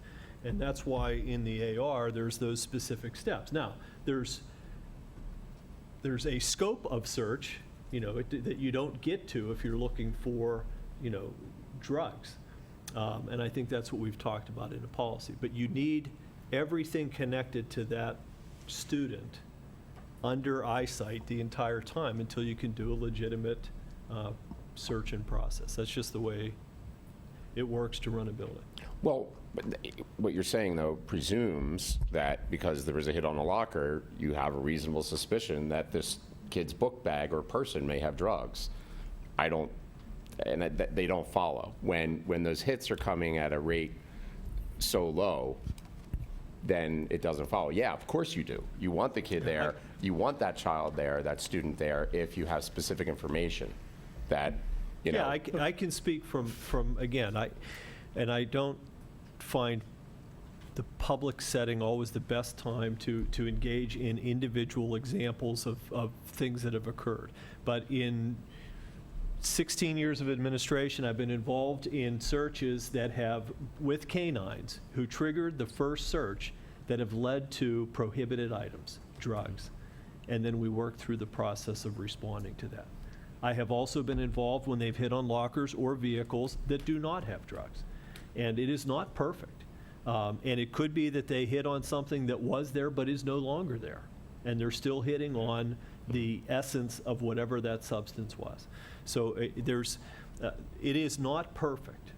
And I don't know that anybody is saying that it is perfect, but I think, and I agree wholeheartedly, I think we need a health education curriculum that appropriately talks about drugs, alcohol, tobacco, and other things. We need programs and services in schools, such as the Student Assistance Program, where ultimately our goal is to provide support for children who may have an issue. They may have dependency, they may be abusing drugs. We have them in our schools right now.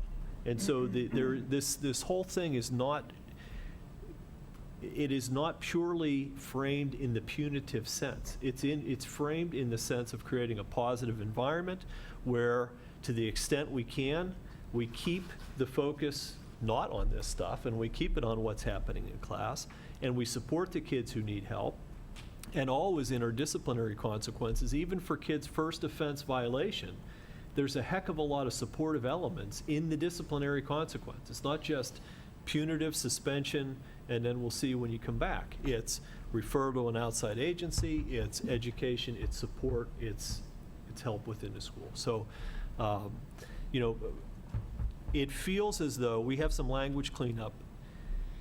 Our issue does not appear to be on individualized suspicion, which is, I think, where we were in the beginning of August, and we continue to be there, with the understanding that the approach taken should be as patient and reasonable and appropriate as it possibly can be by the administrator. There are times when you're running a building of 1,500 students, when you need to do things in order to get an answer to a question, and you need it fast. I just want the board not to lose sight of what it means to run a building of 1,500 kids who don't all want to be there, are not real happy to see you, and would prefer to not make good choices. I mean, that is what it is to run a school. So we have good feedback. And again, in terms of the canine searches and the vehicles, I would only go to say, my professional opinion, students need to understand that they cannot bring drugs into the school district. That includes keeping them in their vehicle, because they know their vehicle will not be searched and has no potential to ever be searched and is a safe place. That would be problematic from my perspective. I don't know the last time we did a vehicle search on a general search with canines. It may not have happened, but I would not want to be precluded from that if we had information that led us to believe, hey, we got an issue in a parking lot in front of the stadium. We don't know exactly who, but here's what we're hearing, here's what we're seeing. It's coming from multiple sources. So, you know, we've gotten good feedback here. We keep clipping away at this, but it may be that we don't have agreement on this. The question ultimately on components of this policy may be, do we have a majority perspective? That's why I'm asking. Yeah, yeah. All right. Well, we'll make those changes then that you've identified, bring back another draft for the next meeting, and move from there. If everybody's in agreement with that. Okay. Thank you all for your feedback. Appreciate it.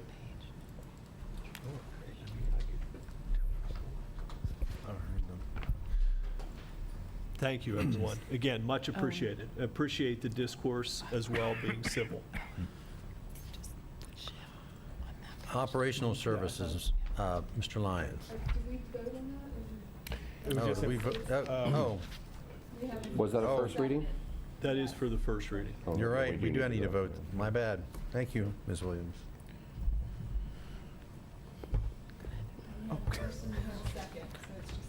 All those, any other discussion? All those in favor say yes? Yeah. Yes. Yes?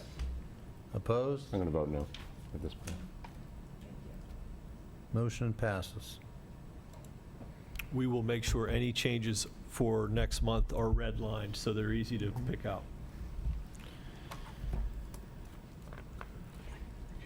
Operational services. Item 8.01 is a motion to approve the Mars pool rental agreement as attached.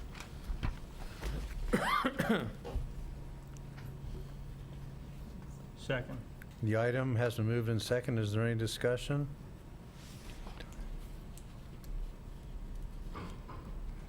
Hearing none, all those in favor say yes. Yes. Yes. Opposed? Motion passes. Mrs. Williams, did you have a comment on item 8.02 before he reads it? No. Oh, I thought you said calendar, my bad. Okay, sorry. I misunderstood her. Item 8.02 is a discussion and information item regarding the motion to approve the 17-18 academic calendar, which will be on the agenda for voting November 14th. Second. I think I'm just, yeah. Oh, I'm sorry, I'm not paying attention. My fault. Okay. It's already on record, I'll second that. Yeah, I'm good. For those of you interested, I did go back and find like calendar year matches. I went back all the way into like all of, all Board Docs history, and it lines up with the last time the sun, moon, and all the lunar holidays aligned the same way, so.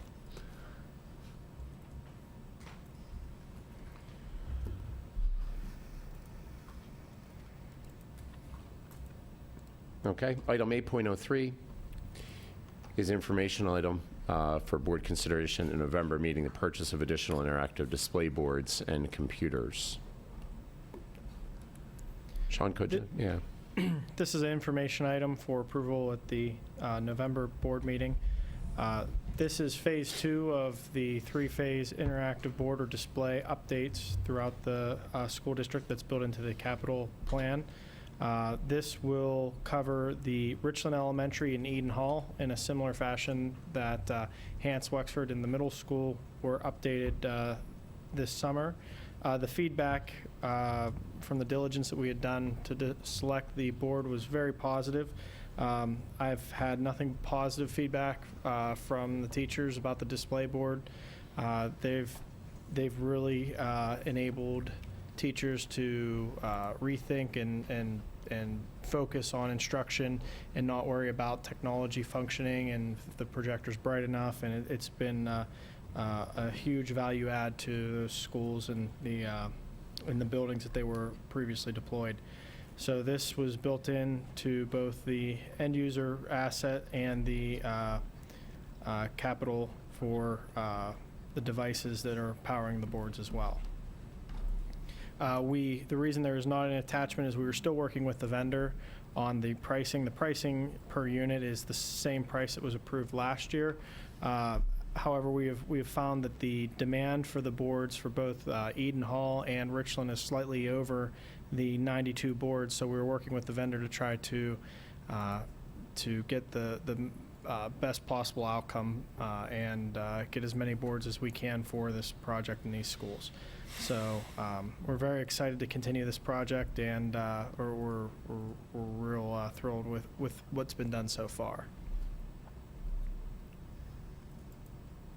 Any questions about the interactive boards?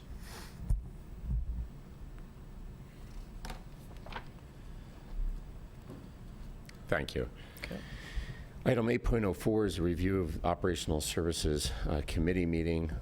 I believe everyone present now was present at that meeting, so we're all well aware of what was discussed. Dr. Miller, I think we need, it might be good, and I don't know what the agenda looks like in November. I imagine pretty full. I mean, I think we do need as a board to come together and try to discuss how to frame where we go from here and what some of our options look like. So there was some discussion about, leaving the federal program, the free and reduced price lunch program, both at the high school and potentially also at elementary, although we didn't really see a cost estimate of what that might look like. So at a minimum, I feel like that was something Sodexo would have to come back to us on. We also need time as a board to consider that and talk about what giving up those subsidies looks like if that's a path we want to go down. Yeah, agreed. I think we need to determine more clearly what the direction next steps are. I will say, the staff, as I mentioned in the committee meeting, the staff at Sodexo has implemented a number of strategies this year to try to, again, enhance satisfaction of students and parents with the food service program. So they'll continue to do that. So that's happening right now. But we do need to more fully understand what options exist, whether it's purely an option, an increase in pricing, which impacts food quality in the existing design, or second option, to look at the existing design in a tiered structure, which may provide options for families, or the last option, which is consideration of removal from the federal program, and what that means particularly, because we hadn't, to my knowledge, been thinking anything K-8 before tonight. That was the first time. We had, at least from my perspective, I was thinking more high school relative to that. So certainly we can place it as a discussion item on the agenda in November, the combined agenda. It may also be the advantage, I think, of placing it on an agenda of a meeting for discussion, at least to determine next steps and direction, is we may have higher participation from the board at that meeting as opposed to a committee. So if that works, we'll try to do that in November. Yeah, could we get, and I think we did have an estimate for the total cost of the federal subsidies we receive at one point, which 420,000, was that? Dana, so we did have that number out there. We do have, it is right around that number. Yeah. I would have to look and see what it specifically was for 15, 16. Let's have that for discussion, and also, could you firm up the, I keep going back to that 10 cent a year increase, because the more I think about it, I mean, I think that calculator drives, you could opt to only do 10 cents. It's sort of, so you could sort of phase into it. But again, I'm looking at, if you're doing tiered lunches, it just doesn't make sense that you're staying on the program and you're going to offer this lunch for $2.20. You'd love to raise it to $2.40, but you can only go to $2.30. But I'm also going to offer this $4 lunch. It just seems crazy. When we get to November, we will probably be able to have a draft of what that calculator would look like for the 17-18 price, because it's based off of October participation. So we would need this month's data in order to try and set that up. So we could have that draft available for discussion. Okay, and I might want to pull out a couple of slides. There were obviously, Ms. Buckman brought us through a number of things, but it might be helpful to have this in a sort of 2 or 3 slide format, maybe the price history, some of those comps with some explanation again, because it bears going through again as we're going down this, how Diane walked us through. This is the price the student pays, this is what we get from the government, this is the cost, so this is what we have. I think that's really good to highlight it, almost like a very simplified format of that presentation tonight that you could walk us through at that meeting, especially for Mark and Holly, but for ourselves as well. See it again. I will say that at the meeting, it has always seemed so abstract to me when it's been presented in the past as to why we have to have the price the way it is. It was crystal clear on today's presentation. It was very good the way they explained why it was $352, $285, why we had to raise it. It was much more clear to me than it has ever been in the past. So thank you for that. I agree, and that's one I want to pull mostly to the forefront as well. We are also following up, there was a discussion of some other local school districts as to if they were K-12 entirely off the program or not. I did send an email, so once we get that reply, I'll make sure to share that with the board and the committee as well. Yeah, and I think as part of the discussion too, I mean, obviously people were complaining, about the quality of food. And Diane, you were saying if we pay more, the quality would go up. I'd like to kind of get an understanding if we would raise it, just pick, whatever we're talking about raising it, what would that mean in quality? How would that happen?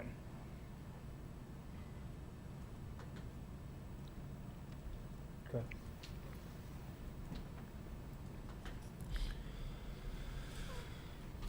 Any further comments on item 8.04 or operations in general? Are we okay with any technology discussion? Did we cover everything?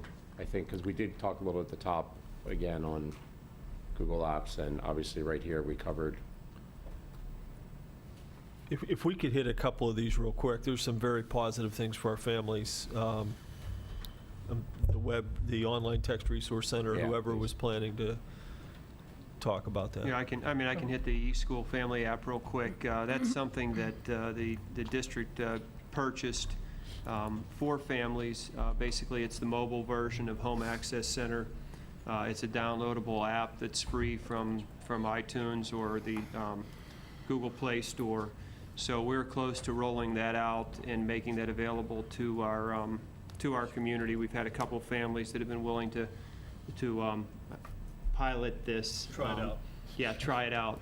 And we've received some good positive feedback from them. But we think that's, again, positive for our families. We also had purchased the administrative mobile app.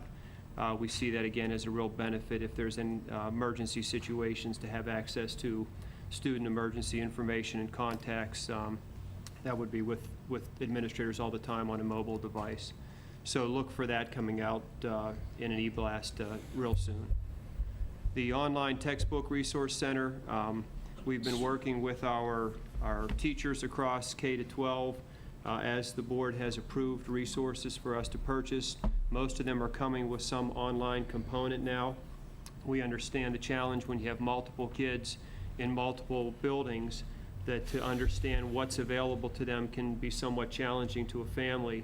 So we're putting together a resource that if I have a child, for example, in K-3, I can go to this site and see what the resources are, know the naming convention for username and passwords, and then get to that at home. If, again, if the conversation comes up that an online resource is needed, we know as a family how to get to them. So we've built it out for K through 6, and we're still in the process of finalizing it for 7 through 12. So hopefully this will be a nice resource for our families to get to all the online resources that are available.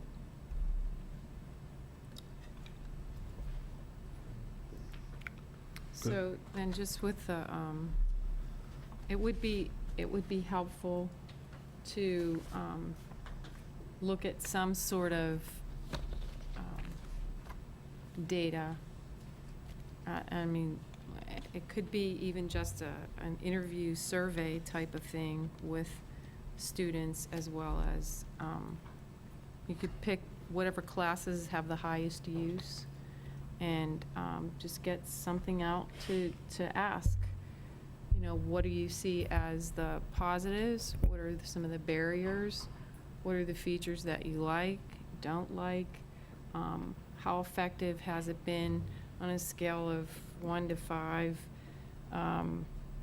to reach your objectives in your classroom? Something. Are you talking about online textbooks or back to Google? No, on the Google. Okay. That was about my Google comment. I mean, Okay. something like that, I just think is due diligence Yes. and really. We've already, we started that already with staff, and asking staff and to provide us with some real examples of how Google Apps are being used in the classroom. But we recognized whenever we built that presentation out, we were missing the student voice. So that's why we held off on bringing that forward. We want to do that for the board and this community, to hear both from students and from staff the impact that suite, again, one piece of the puzzle in terms of a resource, but we do want to bring that forward to you. Well, and I think the other ingredient that I always think is important is the parent. You know, how much has the parent been brought into the loop of understanding how it works, how they come alongside their student, and if they haven't, I think that's a disadvantage of technology. You know, you don't have, you know, my daughter's working on a poster for one of her classes this week, and that's something I can see, and she's going to show me before she takes it in. But on Google Apps, unless she goes, "Hey, Mom, look at my project I've been working on," I'm not really going like, "Hey, did you do anything on Google Apps this week, honey?" Like, I'm not doing that, you know? That's just, That's just mom talking. Understood, but I do think one of the, and I shared this briefly, and I'll mention it. So student voice is definitely something we want to engage, not parents as well, but I want to focus on students for a second. I shared with the board, I was at St. Vincent and spoke with a couple of Pine-Richland grads who were at St. Vincent. It was awesome to be able to sit down with them, having them be far enough away that they've been in college for, they're in their third semester, but they remember high school. I did ask them some questions around technology, and were they prepared, were they ready to operate in those platforms, and they were.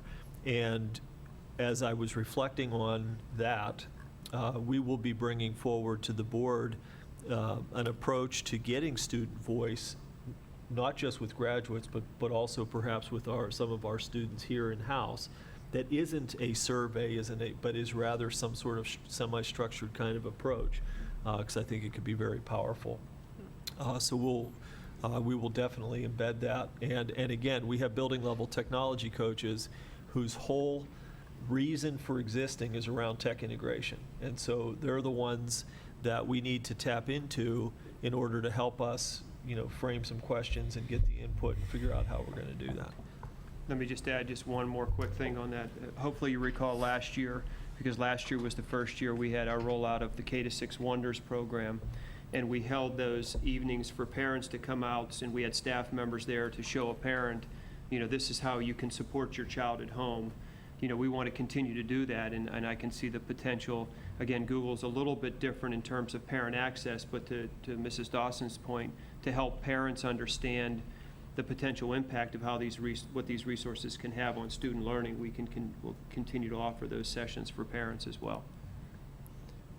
I've had the opportunity to work with the BLTC in the middle school, and I was very pleased to see whenever we were working on the orientation of one of the 7th grade classrooms to talk to the students and, just to ask them, how familiar were they with the Google tool sets already.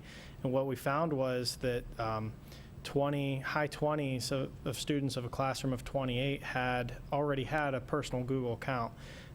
When we asked them about how have they used it as mainly as a tool to communicate through email, but additionally, the students who didn't have a Google account, they had some other form of communication, either Hotmail or something other account. So a high percentage of our students were already familiar with the tools, and they were really anxious to begin to use them in a learning type of environment. They hadn't thought of it. In talking to a lot of the high school teachers, and just having informal discussions with a teacher during a study hall, the students were real quick to chime in and add that they loved that it was able to save, and that many students it actually saved them a lot of grief in working on projects at late night. So we've started that process and began to get some feedback, and everything's been very positive, and that's one of the reasons why we were moving forward with integrating the tools the way we have. Right, no, I'm not opposed to the technology. I just want to do it right. And is bacon, lettuce, tomato, catsup, or is that like Learning Technology Center? What's the B for? Building. Building, okay. Building level tech. I thought it was bacon, lettuce, tomato, catsup. Thank you. I'm just teasing you, Sean. Does help us remember it, though.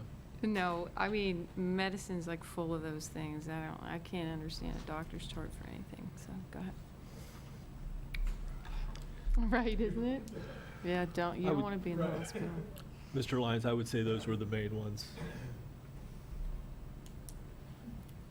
And I like the paper a lot. Yeah.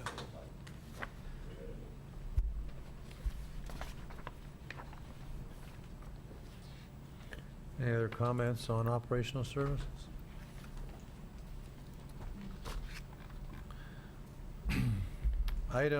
Board business, item 9.01, tentative 2017 board meetings. I believe this is where Ms. Williams wanted to chime in.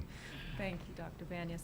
Just very quickly, I did build this similar to last year's calendar, except for the back-to-back meetings in September and October. But before you do discuss it, I do have two possible suggestions. Everybody has a hard copy in their green folder too, if you wanted to take a look. The April 2 meetings, we could possibly combine that onto April 10th. We have a finance meeting scheduled on April 24th, so that would be 2 meetings that month. And then the second suggestion is to move the combined July meeting that I have on the 10th to the 17th, and that way we'd have 3 weeks before and after that month. Did you go over the April change again? Yeah, for the April, if we combined the 3rd and the 17th to the 10th, we have a finance committee meeting scheduled on the 24th as well, which is would be an off night, no matter So what. that would be a second and fourth for the April meeting, if that messes up your EIU Yeah, that's the, function. that's, Yeah, interestingly enough, see, that's what it's all over. There's always going to be conflicts. AAU is actually on April 24th, that one, so. okay. So Barb, you're suggesting a combined meeting, though, just one formal Correct. meeting, and then knowing that the other date is a committee meeting, but it's Correct. finance. Correct. I mean, I have a conflict. It's inevitable. There's a few conflicts here, so I'm not. So I'm fine with combining them. It doesn't, finance is on the 24th and not the 11th, so I have that conflict with that, so. Does anybody, is everybody okay with that, or? Okay. And then the only other one would be the July one. Sounds good. Move that to the 17th. Is that okay with everybody? I know- Yep. But that's, Mr. Lyons, again, That's the third Monday, Yeah, so that should be okay so with. that should be okay. Okay. I'm probably right, because I'm probably on the 24th. We haven't put out, our year ones, our calendar ones, a little different, but it should be on the 24th. Okay, so we're good with those 2 changes, and then if you guys have anything else to discuss over it, if it looks okay? If anybody else has suggestions?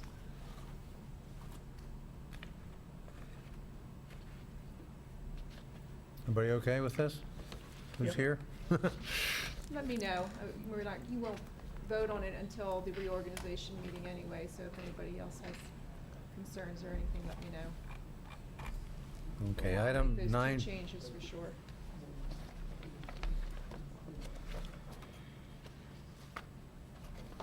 Item 9.02, reminder that a board retreat is scheduled for Wednesday, November 9th at 6:30 PM, location TBA. Reports?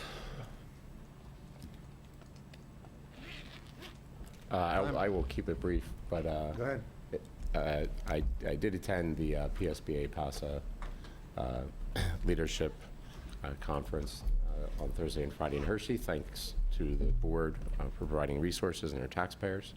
I said I'll just keep it brief. I found it to be a very positive experience. I certainly am glad I went. I would encourage anyone who hasn't gone to see fit to make the trip at least once. It was a little bit like board orientation, but a little deeper, going down to various topics. So it certainly was a good educational opportunity. I will, I'm sure, go again, schedule permitting, perhaps not next year or the year after, but I would want to work it in.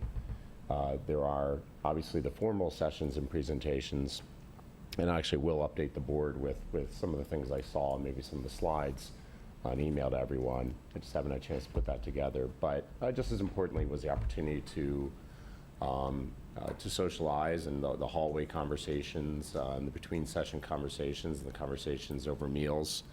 I will say Dr. Miller is telling Dr. Banyas that one of the nice parts was to be in the company of so many school administrators in an environment where they can, I think, let their guard down a little bit and talk about what they do and the challenges they face in a non-formal, less formal environment. I found those conversations to be quite rewarding.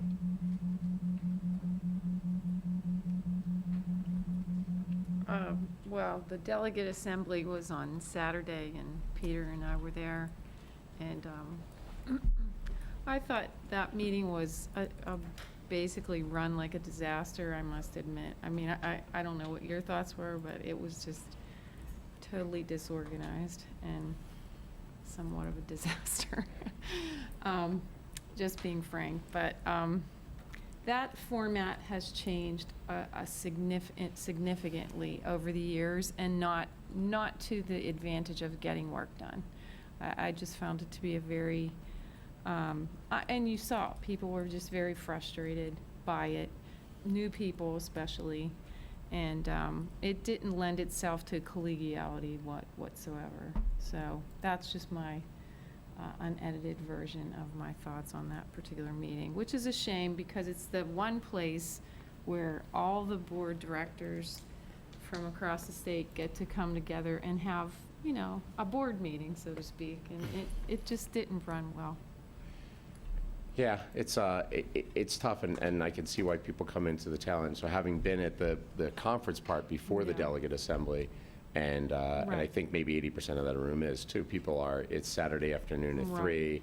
Your electronic voter clicker isn't working. Oh. So it does get, yeah. Well, it just got worse from there, but anyway, not much to say about that except that. Any other reports? Time for our second recognition of visitors. Would you like to approach, sir? I'll wait until another time when there's more members here to speak. Hearing none, meeting is adjourned. Oh, Dennis. See you later. There you go. Remember this.